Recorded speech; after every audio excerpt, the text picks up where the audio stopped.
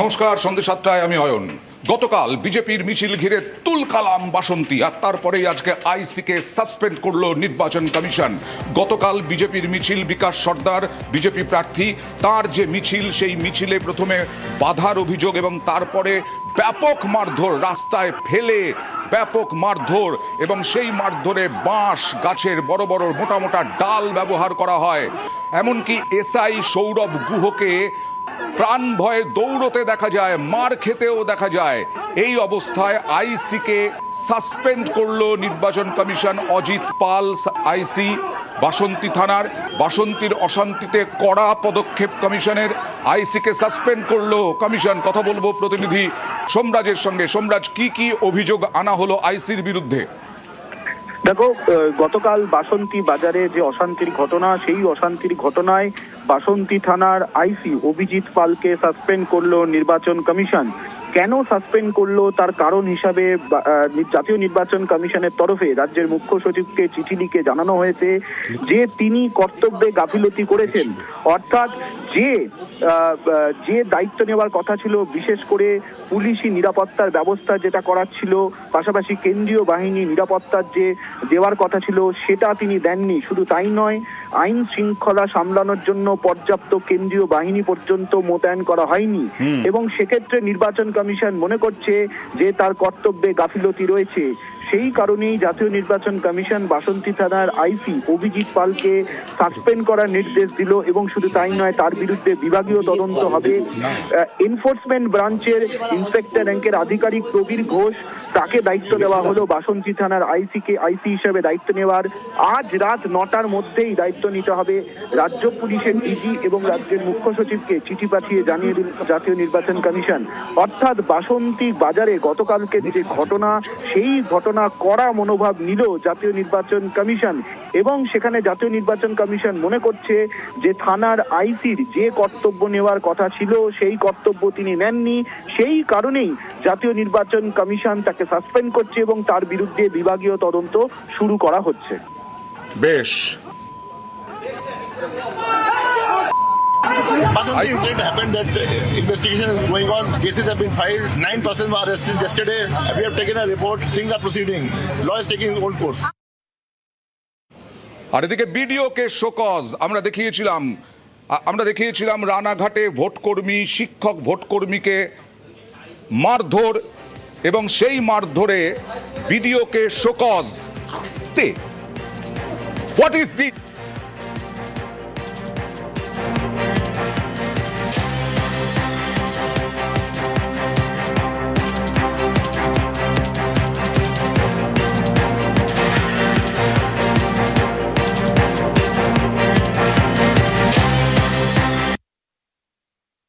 আমরা দেখবো, আমরা প্রুফ উনি ক্যান্ডিডেট ভালো হতে পারে, আপনাদের হয়তো ভয় দেখিয়ে রেখেছেন, এরকম তো হতে পারে। ওনার আইডি প্রুফ দেখাতে হবে। আপনি কোন স্কুলের চাকরি? আপনার জানার দরকার নেই সেটা। আমি দেখাবো না। আপনি কোন ব্লকের ভিডিও? আমি হাসখালি। হ্যাঁ, বাস ঠিক আছে। কেন আপনি ওনাকে বাঁচাচ্ছেন? বাঁচানো নিয়ে ওনাকে বাঁচাচ্ছেন। উনি এত বড় অন্যায় করলে আপনি ওনাকে বাঁচাচ্ছেন। আরে শুনতে না, আপনি ওনাকে বাঁচাচ্ছেন বলার জন্য, আপনি কথা বলার জন্য ওনাকে আইডি প্রুফ দেখাতে বলুন। আপনি দেখে আপনারা এখানে কোথাকার বাস্তবতায় মানে আপনি কি করবেন? না ভয় দেখাচ্ছেন? আপনি কি করবেন? আমার স্টাফ কে আছে? আপনি কোথাকার ভিডিও? আমি হ্যাঁ, আপনার স্টাফ কে আছে আমার জানার অধিকার আছে। আপনি আই কার্ডটা দেখাতে বলুন। আপনি তো দায়িত্ব দিয়ে যাচ্ছেন। উনি যে এখানে এসছে আপনাদের এমপ্লয়ি, তার আই কার্ড দেখা আমরা দেখবো। আমরা প্রুফ উনি ক্যান্ডিডেট ভালো হতে পারে, আপনাদের হয়তো ভয় দেখিয়ে রেখেছেন, এরকম তো হতে পারে। ওনার আইডি প্রুফ দেখাতে হবে। আপনি কোন স্কুলের চাকরি? কথা বলতে জানার দরকার নেই সেটা। আমি দেখাবো না। আপনি কোন ব্লকের ভিডিও? আমি হাসখালি। হ্যাঁ, বাস ঠিক আছে। না এই দাঁড়ান, আপনি দাঁড়ান। কেন আপনি ওনাকে বাঁচাচ্ছেন? বাঁচানো নিয়ে ওনাকে বাঁচাচ্ছেন। উনি এত বড় অন্যায় করলে আপনি ওনাকে বাঁচাচ্ছেন। আরে শুনতে না, আপনি ওনাকে কথা বলার জন্য, কথা বলার জন্য ওনাকে আইডি প্রুফ দেখাতে বলুন। কোথাকার বাস্তবতায় মানে আপনি কি করবেন? আপনি কি করবেন? আমার স্টাফ কে আছে আপনি কোথাকার ভিডিও আমি হ্যাঁ আপনার স্টাফ কে আছে আমার জানার অধিকার আছে। হ্যাঁ এখন যে ঘটনা ঘটেছে রানাঘাটে, সেই ঘটনা ইতিমধ্যে যে জেলা প্রশাসন দুজনের নামে এফআইআর করেছে এবং ভিডিও হাঁসখালির ভিডিওকে শোকজ করা হয়েছে। কারণ হাঁসখালি ভিডিও যেই ঘটনা ঘটে, হাঁসখালি ভিডিও সেই সময় উপস্থিত ছিলেন এবং সৈকত চট্টোপাধ্যায়কে যখন মারধর করা হয় এবং তাকে যখন মারধর করা হয় সেই সময় যে ভিডিও দেখা যাচ্ছে সেই জায়গায় উপস্থিত ছিলেন হাঁসখালি ভিডিও, এমনটাই কিন্তু বারবার অভিযোগ করছিল ভোট কর্মীরা এবং দীর্ঘক্ষণ তারা মহকুমা শাসকের একদম ঘরের বাইরে তারা অবস্থান বিক্ষোভ দেখা থাকে। তাদের একটাই দাবি ছিল এই ঘটনায় ভিডিও হাঁসখালিতে জড়িত রয়েছেন তাকে গ্রেফতার করতে হবে, তারপরে যারা করা হয়েছে এবং যারা এই ঘটনার সাথে যুক্ত ছিলেন তাদের বিরুদ্ধে আইনত ব্যবস্থা নিতে হবে, এমনটাই কিন্তু দাবি ছিল একবার ভোট কর্মীদের। এবং যিনি মার খেয়েছেন সৈকত চট্টোপাধ্যায়, তার জন্য একটাই বক্তব্য ছিল যে একেবারে সেখানে প্রতিবাদ করাতে তাকে পাশের ঘরে ডেকে নিয়ে তাকে মারধর করা হয়। ইতিমধ্যে দুজনকে বিরুদ্ধে এফআইআর এবং হাসপাতালের ভিডিওকে শোকজ করা হয়েছে।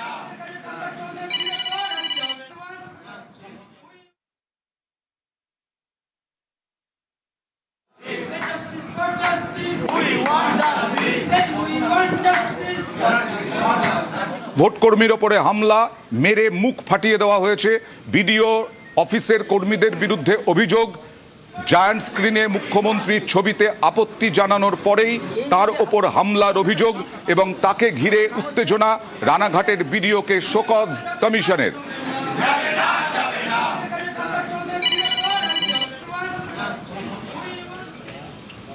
জ্বালানি সংকট, আর এই জ্বালানি সংকটের মধ্যেই পেট্রোল ডিজেলে কি হবে না হবে তা নিয়ে প্রধানমন্ত্রীর সঙ্গে মুখ্যমন্ত্রীদের বৈঠক।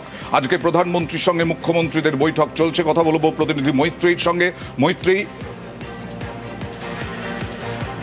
মৈত্রীর সঙ্গে ফোনে কথা বলার চেষ্টা করব, তবে তার আগে আপনাদের জানাই প্রধানমন্ত্রীকে ডিজেল এবং পেট্রোল এই দুটো বিষয়ে রেশনিং হবে কিনা এই নিয়েই আজকে প্রধানমন্ত্রীর সঙ্গে মুখ্যমন্ত্রীদের বৈঠক। 5 রাজ্যে ভোট রয়েছে, সেই 5 রাজ্যের মুখ্যমন্ত্রী ছাড়া অন্যান্য রাজ্যগুলির মুখ্যমন্ত্রীদের সঙ্গে বৈঠক চলছে প্রধানমন্ত্রী নরেন্দ্র মোদীর। এখানে এই পেট্রোল ডিজেল নিয়ে আগেই গ্যাসের রেশনিং হয়েছে, পেট্রোল ডিজেল নিয়ে কি সিদ্ধান্ত নেওয়া হয় সেদিকেই তাকিয়ে গোটা দেশ। আর এর আগে যুদ্ধের আঁচে জ্বালানির জ্বালায় জেরবার দেশ। গত সোমবার লোকসভায় বক্তব্য রাখতে গিয়ে করোনা কালের সঙ্গে বর্তমান পরিস্থিতির তুলনা করে ইঙ্গিতপূর্ণ মন্তব্য করেছিলেন প্রধানমন্ত্রী নরেন্দ্র মোদী। इस युद्ध के कारण दुनिया में जो कठिन हालात बने हैं उनका प्रभाव लंबे समय तक बने रहने की आशंका है। हमें तैयार रहना होगा, हमें एकजुट रहना होगा। हम कोरोना के समय भी एकजुटता से ऐसी चुनौतियों का सामना कर चुके हैं। अब हमें फिर से उसी तरह तैयार रहने की आवश्यकता है। धीरज के साथ, संयम के साथ, शांत मन से हमें हर चुनौती का मुकाबला करना है और यही हमारी पहचान है, यही हमारी ताकत है। এর আগে গতকালই জ্বালানি সংকটে লকডাউন আশঙ্কা প্রকাশ করেছিলেন মমতা বন্দ্যোপাধ্যায়। ইরান ইসরায়েল যুদ্ধে জ্বালানি সংকট, ফের কি লকডাউনের ছক কেন্দ্রের বিজেপি সরকারের? তোপ দেখেছিলেন মমতা বন্দ্যোপাধ্যায়। এই মোদিজি প্রধানমন্ত্রী হবার আগে যিনি ছিলেন তখন গ্যাসের দাম ছিল 400 টাকা, এখন সিঙ্গেলটার দাম হয়েছে 1100 টাকা আর ডবলটার দাম হয়েছে 2100 টাকা। মানুষ গ্যাস খাবে না খাবার খাবে?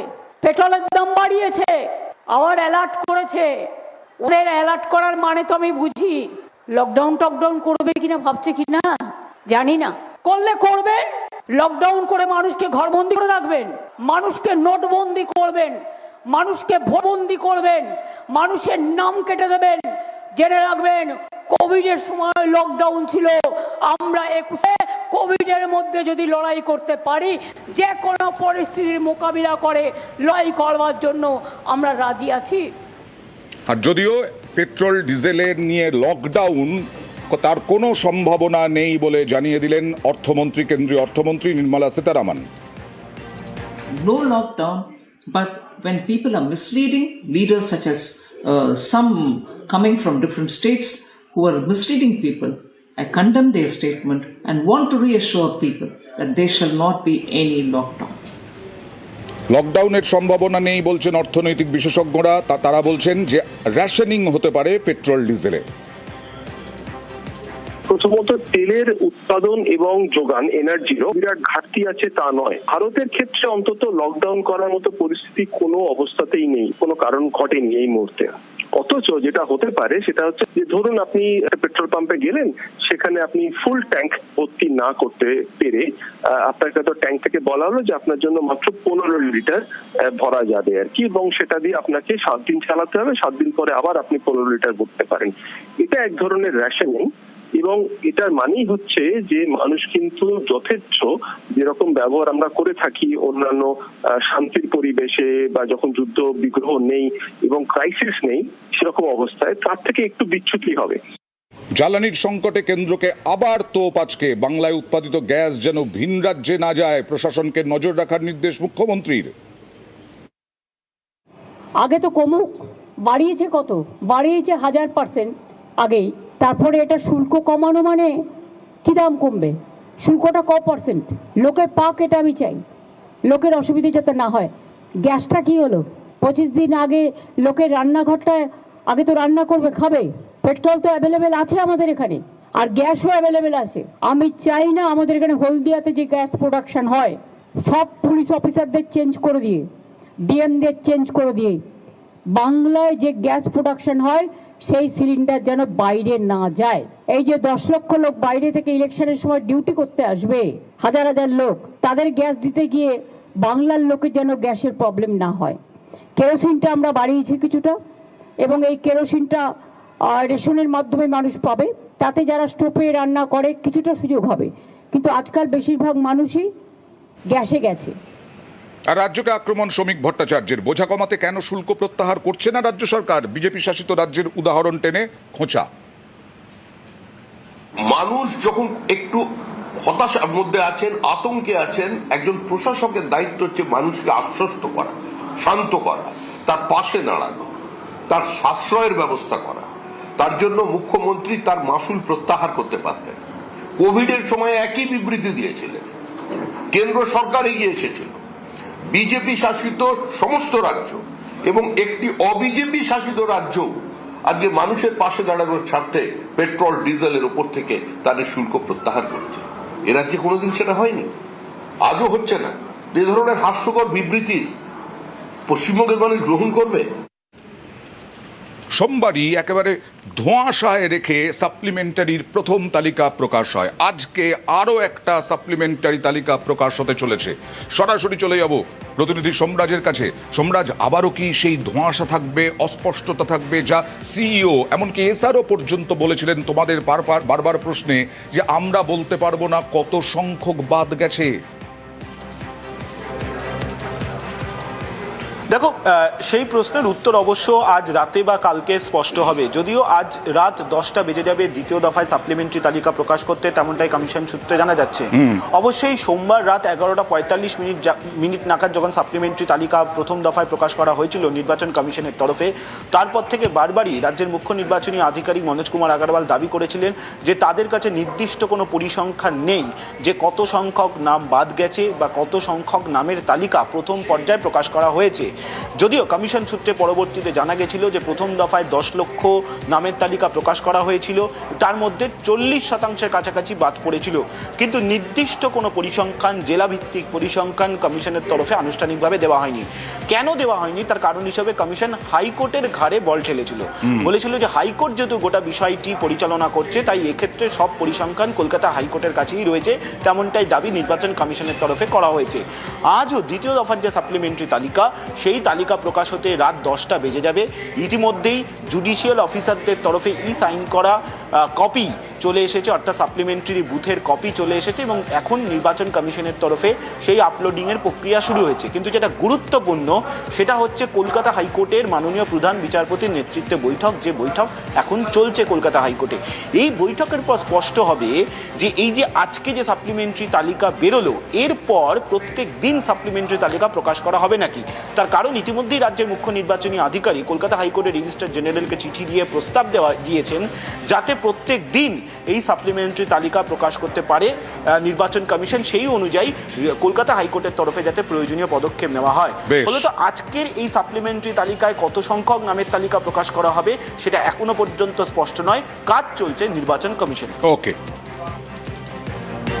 যদি ওরা 5টার সময় পর্যন্ত কাট অফ থাকবে তো 9টা 10টা বেরোবে। ইসি এটা ইসিআই যে আছে, যত অবজার্ভার আসছে পশ্চিমবঙ্গে, জেনারেল, পুলিশ আর ফাইন্যান্স, ওদের সঙ্গে মিটিং করছে।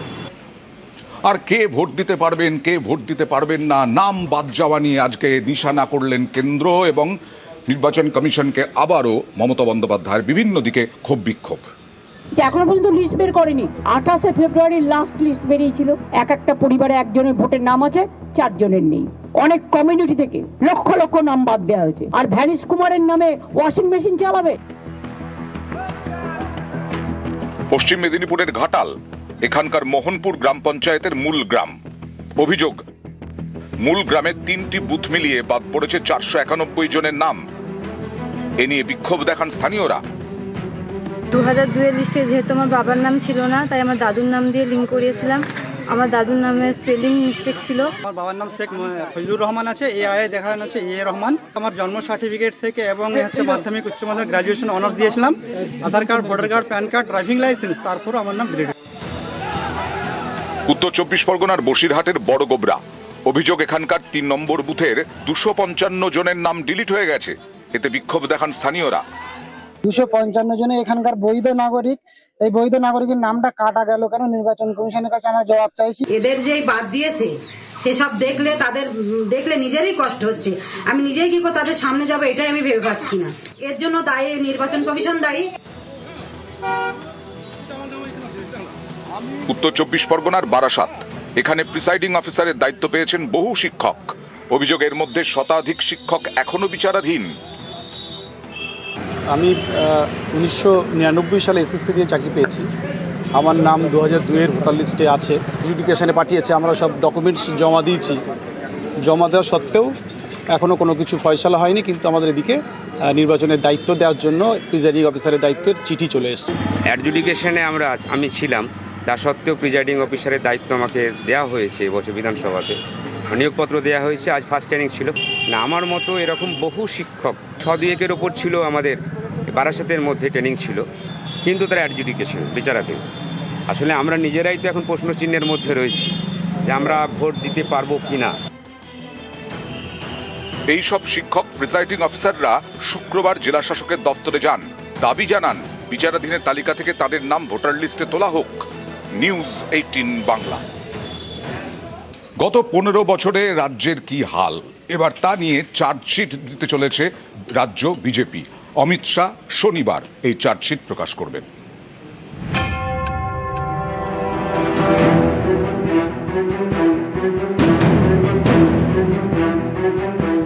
গত বছরের ডিসেম্বর বিধানসভা ভিত্তিক চার্জশিট প্রকাশ করেছিল বিজেপি। এবার ভোটের মুখে ফের বিজেপির চার্জশিট। শনিবার 40 পাতার চার্জশিট প্রকাশ করলেন অমিত শাহ। এই চার্জশিট বাড়ি বাড়ি বিলি করা হবে।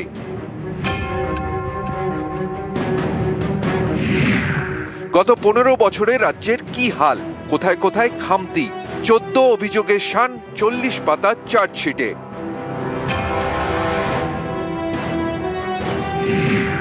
দুর্নীতি এবং কেলেঙ্কারি, প্রশাসনিক নৈরাজ্য এবং অপশাসন, আইন শৃঙ্খলা ধ্বংসস্তূপ, নারী নির্যাতন এবং নিরাপত্তাহীনতা, গণতন্ত্রের উপর হামলা, শিল্পের ধ্বংসস্তূপ, শিক্ষার সর্বনাশ, স্বাস্থ্য সংকট, কৃষি এবং কৃষকের দুর্দশা, বঙ্গ সংস্কৃতি ধ্বংস, উত্তরবঙ্গের বঞ্চনা, চা শ্রমিকদের দুর্দশা, কলকাতার বেহাল অবস্থা, রাঢ়বঙ্গ জুড়ে সিন্ডিকেট রাজ।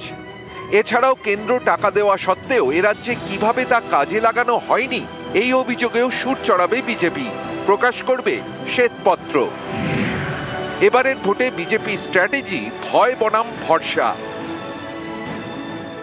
গণতন্ত্রের পুনঃপ্রতিষ্ঠার স্বপ্ন দিয়ে ক্যাডার রাজ বন্ধ করে মধ্যমেধার চাষকে সম্পূর্ণ নির্মূল করে বন্ধ কলকারখানার দরজার তালা খুলে দেওয়া, যে স্বপ্ন দেখিয়ে তিনি ক্ষমতায় এসেছিলেন, গত 15 বছরে এই সরকার সাধারণ মানুষের জন্য, কৃষকদের, শিক্ষকদের, শ্রমিকদের, ছাত্রদের এবং সর্বোপরি পশ্চিমবঙ্গের আম জনতার ক্ষেত্রে কি করেছেন, কি করেছেন শিল্পের জন্য, কি করেছেন পশ্চিমবঙ্গের শিল্পায়নের জন্য, সেই জন্যই আমরা চার্জশিট দিচ্ছি। উল্টা চোর কোতোয়ালকো ডাটে। যে তরিপার শাহ নিজে সিবিআই এর হাতে চার্জশিট খেয়ে 17 দিনের বেশি জেল খেটেছে, সে এসছে বাংলার মানুষকে চার্জশিট দিতে। ওরা বলছে চার্জশিট দেওয়ার কথা, তখন বাংলার জনগণ প্রস্তুত হয়ে রয়েছে মার্কশিটে স্কোর লেখার জন্য। টোটাল পূর্ণমান 294 পরীক্ষার, কতবার টেনে টুনে 77 পেয়েছিল 200 পাবে বলে। আর এবার বাংলার জনগণ কপালে লিখে রেখেছে 30 পেরোতে দেবে না, মার্কশিটে ফেল টু রাম কপালে লিখে দেবে। বাংলার মানুষের মার্কশিটে এবার বিরোধী দল হওয়ার মর্যাদাও জুটবে না। আজ থেকেই ভারতীয় জনতা পার্টি তার কাউন্টডাউন শুরু করে। চার্জশিটের পর ইস্তেহার প্রকাশ, বিজেপির সংকল্পপত্র। এর জন্য পশ্চিমবঙ্গের 10,000 বিশিষ্টজনের পরামর্শ নিয়েছে পদ্ম শিবির। নিউজ 18 বাংলা। 15ই মার্চ ভোট ঘোষণা হয়েছে, তারপর থেকে দফায় দফায় প্রত্যেকটা দলই তাদের প্রার্থী তালিকা প্রকাশ করেছে। কংগ্রেসের এখনো পর্যন্ত একজনেরও নাম প্রকাশ হয়নি। বাংলায় ভোট যুদ্ধ, জোর কদমে চলছে প্রচার। তৃণমূল থেকে বিজেপি, বাম থেকে সদ্য তৈরি হওয়া আম জনতা উন্নয়ন পার্টি। ভোটারদের মন জিততে চেষ্টার কুসুর করছে না কেউই। ব্যতিক্রম একমাত্র কংগ্রেস।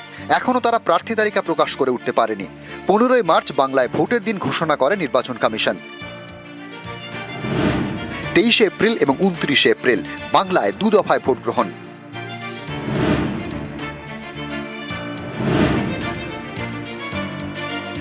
ভোটের দিন ঘোষণার পরের দিনই প্রথম দফায় প্রার্থী তালিকা প্রকাশ করে বিজেপি এবং বামেরা। তারপর তারা কোমর বেঁধে প্রচারে। 17ই মার্চ মানে ভোট ঘোষণা 2 দিনের মাথায় 291 আসনের প্রার্থী ঘোষণা করে দেয় তৃণমূল। তারপর থেকেই তৃণমূলের প্রচারে ঝড়। নওশাদ সিদ্দিকীর আইএসএফ, হুমায়ুন কবিরের আম জনতা উন্নয়ন পার্টিও প্রার্থী তালিকা প্রকাশ করে দিয়েছে। সমস্ত দল ভোট প্রচারে ব্যস্ত, আর এ রাজ্যে কংগ্রেস তাদের প্রার্থী তালিকায় প্রকাশ করে উঠতে পারেনি।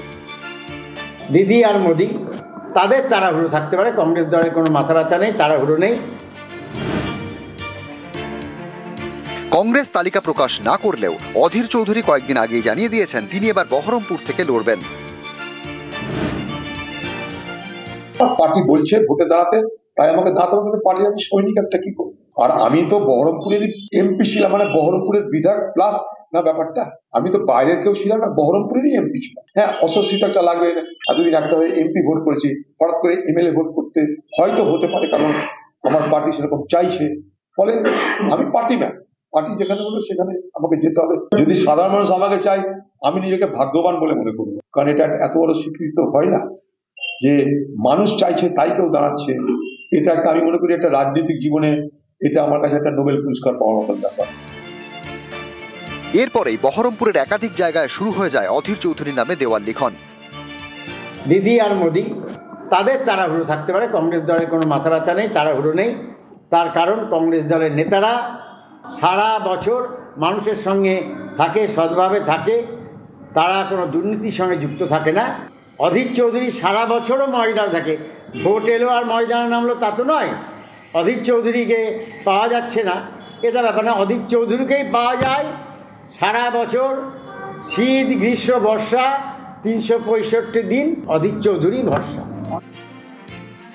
মালদাতেও কংগ্রেস প্রার্থীর নাম ঘোষণার আগেই দেওয়াল লিখন শুরু। মালদার প্রাক্তন কংগ্রেস বিধায়ক ভূপেন্দ্রনাথ হালদার, তার নামে চলছে প্রচার। তো কর্মীদের আবেগ, কেউ হয়তো লিখেছে, কিন্তু আমরা আমাদের একটা জাতীয় কংগ্রেসের প্রার্থী পদ যেদিন যখন ঘোষণা হবে তখন থেকে সে প্রার্থী হবে।